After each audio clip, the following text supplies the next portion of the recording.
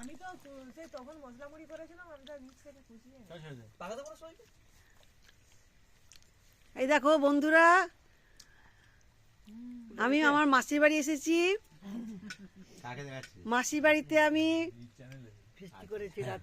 রাত্রে ছাদে ফিস্ট করেছি, সবাই মিলে খাচ্ছি বসে। ওই দেখো হাত টাটা করলো, এটা হচ্ছে আমার কি বলবো,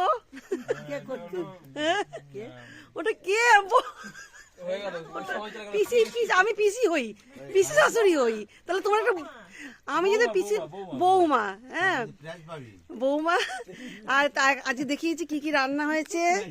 এই দেখো ভাত, আলু ভাজা খাওয়া গেছে, বেগুন ভাজা খাওয়া গেছে, মাংসটা পড়ে আছে, ওই যে চাটনি আছে ওখানে, চাটনিটা পরে খাবো।